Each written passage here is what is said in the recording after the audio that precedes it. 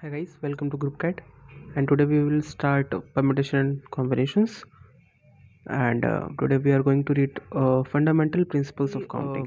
हमें जो इसमें पढ़ना है वो ये पढ़ना है कि when to add and when to multiply. Okay मतलब हम लोग को कब ऐड करना है, कब मल्टीप्लाई करना है. तो देखो इसमें आपको चीज़ें मेमोराइज करनी पड़ेंगी. ये एक फंडामेंटल है. तो कुछ आपको फंडामेंटल जो बेसिक्स चीज़ें हैं वो आपको रिमेंबर अपने ब्रेन में फिक्स करके रहनी पड़ेंगी. जैसे जैसे कि दो चीज़ें होती हैं. हम लोग पीएनसी पढ़ेंगे ना, पीएनसी पढ़ेंगे तो उसमें दो चीज़ें आएंगी. एक तो केसेस आएंगे, ठीक है ना. एक तो केसेस आएंगे और स्टेजेस आएंगी. केसेस आएंगे और स्टेजेस आएंगी. ये अभी आप समझ में नहीं आ रहा होगा, थ्रू क्वेश्चंस आपको समझ में आने लगेगा. बट अभी जो लिखवा रहे हैं वो लिखते रहो और जो बोल रहे हैं वो सुनो. केसेस और स्टेजेस दो चीज़ें आएंगी पीएनसी में. एक तो केसेस और स्टेजेस. क्वेश्चंस इन दो चीज़ों से ही सॉल्व होगा, इन दोनों चीज़ों के मिक्सचर से ही, ठीक है ना. तो दो चीज़ें होती है पीएनसी में, केसेस एंड स्टेजेस.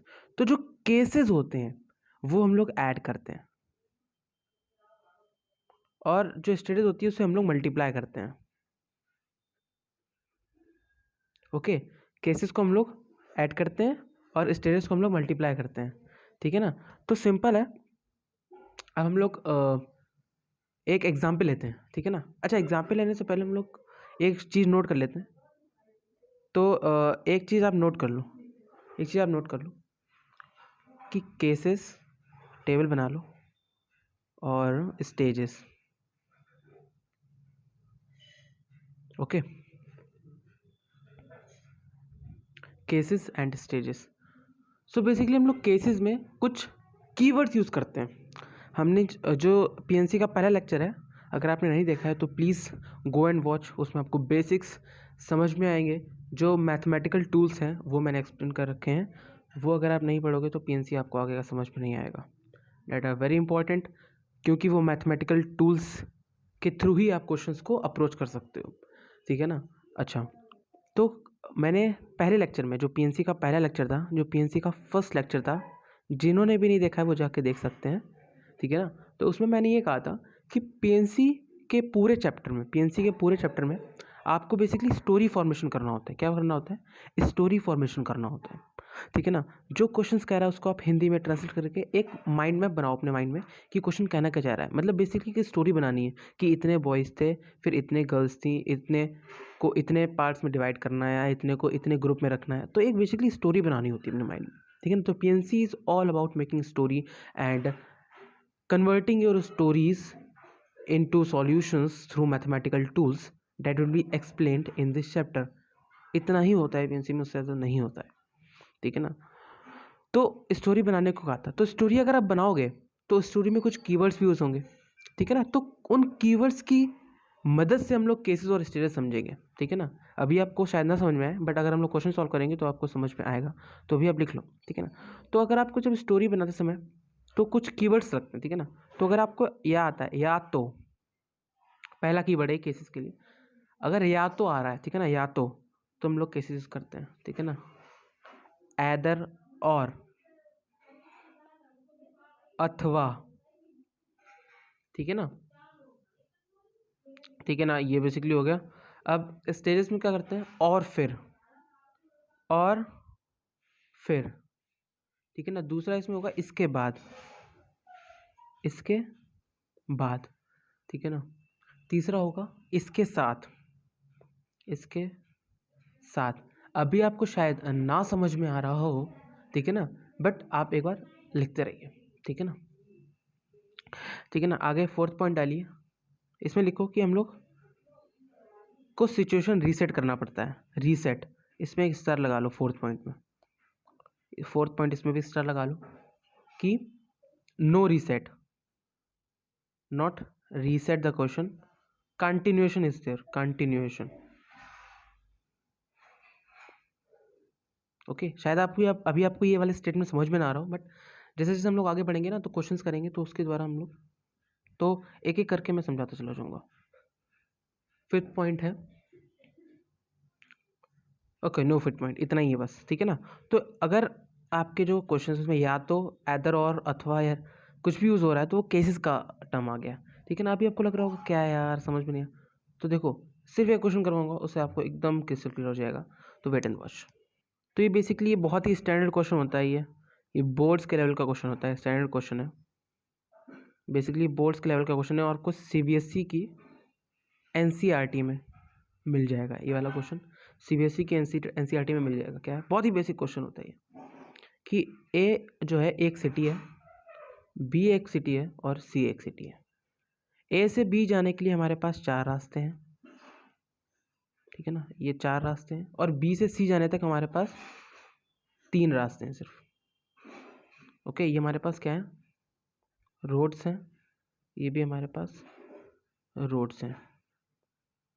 ओके, अब जो पहला क्वेश्चन कहता है कि find the number of ways a person can go from A to सी।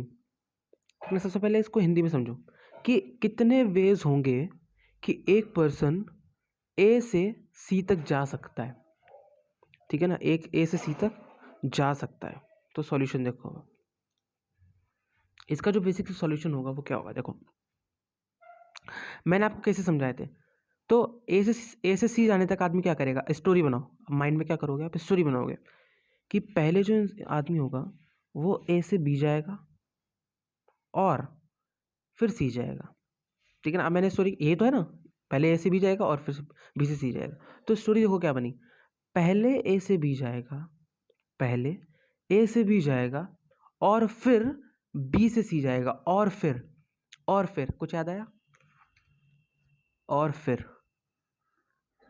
ठीक है ना, मतलब और फिर आ रहा है, मतलब ए से बी जाएगा और फिर, ठीक है ना, या फिर ए से बी जाएगा और उसके बाद, इसके बाद सी जाएगा, ठीक है ना। तो ये सारी दो है, तो पहले ए से बी जाएगा और फिर बी से सी जाएगा, यही तो वे है जाने का, ठीक है ना। तो ए से बी और बी से सी क्या हो गई, स्टेजेस हो गई, स्टेजेस हो गई, ठीक है ना। तो ए से बी जाने तक कितने रास्ते हैं, 4। स्टेजेस को हम लोग क्या करते हैं, स्टेजेस को हम लोग मल्टीप्लाई करते हैं। तो ए से बी जाने तक कितने हो गए ways, 4 into 3 is equals to 12 ways. हमारे पास 12 वेज होंगे कि हम लोग ए से सी तक जा सकते हैं। वैसे देखो ये तो कॉमन सेंस का क्वेश्चन था, 4 कोई भी बता देता, 7th क्लास का बच्चा भी बता देता, बट मैं आपको केसेस और स्टेजेस के जो ये वर्डिंग है मैं उसको एक्सप्लेन करना चाहता था, वरना तो 4 into 3 वैसे भी करते थे, ठीक है ना। मैं आपको एक पीएनसी पढ़ने का तरीका बताना चाहता हूँ, ठीक है ना। तो ए से बी जा रहा है, ठीक है ना, तो 4 तरीके कौन से होंगे, पहले ये वाले रास्ते से जाएगा, फिर ये 3 यूज़ करेगा, ये वाले रास्ते से ये 3 यूज़ करेगा, फिर ये वाले रास्ते से, फिर ऐसे ऐसे, फिर ऐसे, फिर ऐसे, फिर ऐसे, ठीक है ना। तो ऐसे हमारे 12 वेज हो जाएंगे, ठीक है ना। तो हमने मल्टीप्लाई कर दिया। तो बेसिकली हम लोग मैंने क्या कहा था कि फंडामेंटल ऑफ काउंटिंग में, फंडामेंटल ऑफ काउंटिंग में हम लोग क्या सीखने वाले हैं कि when to add and when to multiply. तो ये तो हमने सीख लिया कि मल्टीप्लाई हम लोग किस में करते हैं, स्टेजेस में, ऐड हम लोग किस में करते हैं, जब केसेस बनते हैं। तो यहाँ पर क्या बन रहा था, यहाँ पर ये स्टेजेस थी कि पहले ए से बी और फिर बी से सी, तो हमने यहाँ मल्टीप्लाई कर रखा है, ठीक है ना। तो अब बेसिकली आप समझ गए होंगे कि मल्टीप्लाई कब करते हैं और ऐड कब करते हैं, ठीक है ना। फिर से हम लोग समझ लेते हैं, समरी में एक छोटी सी समरी लिख लेते हैं, आप अपने कॉपी में भी लिख सकते हैं कि केसेस में हम लोग ऐड करते हैं और स्टेजेस में हम लोग मल्टीप्लाई करते हैं। और स्टेजेस और केसेस पहचानने कैसे हैं वो मैंने यहाँ पर बता रखा है, ठीक है ना। बेसिकली आप समझ गए होंगे, मेरे ख्याल से आप समझ गए होंगे, ठीक है। अब एक और क्वेश्चन देखते हैं, क्योंकि हमने स्टेज तो समझ लिया है, एक बार केसेस भी समझ लेते हैं। Find the number of ways a person can arrive at B.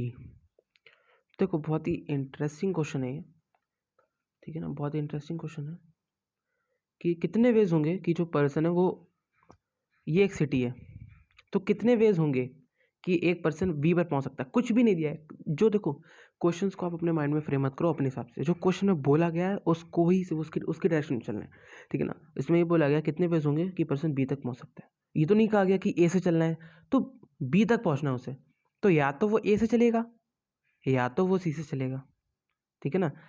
A person either will go a person will either go from A और from C, ठीक है ना। ए से जाएगा अथवा वो सी से जाएगा। तो ये वर्डिंग समझ रहे हो, ठीक है ना। बहुत ही सिंपल भाषा में बोले कि बी तक पहुंचना उसे, तो या तो वो ए से जाएगा या तो वो सी से जाएगा, ठीक है ना। एक स्टोरी बनाई हमने अपने माइंड में। तो देखो या तो ये किस में आ रहा है, केसेस में आ रहा है, ठीक है ना।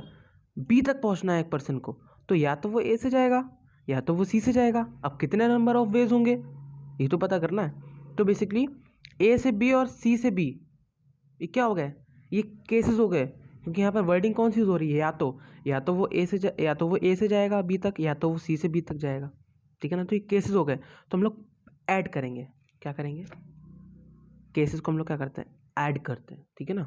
देखो तो बेसिकली ए से बी जाने के कितने वेज हैं, 4 वेज हैं, प्लस क्योंकि केसेस हैं ये, या तो ए से या तो सी से। अब सी से बी तक जाने के कितने केसेस हैं, मतलब सी से बी तक जाने के कितने नंबर ऑफ वेज हैं, 1 2 3, 3 वेज हैं।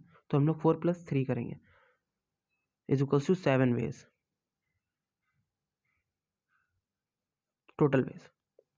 कॉमन सेंस है, बेसिकली ये तो कोई भी कर सकता था, बट मैंने आपको केसेस और स्टेजेस को मतलब बताया है, कब ऐड करना होता है, कब मल्टीप्लाई करना होता है, उसका मतलब बताया। बहुत सारे लोगों को इतना ही नहीं पता होता, वो आगे की पीएनसी पढ़ने लगते हैं, उससे कुछ भी नहीं होगा, ठीक है ना।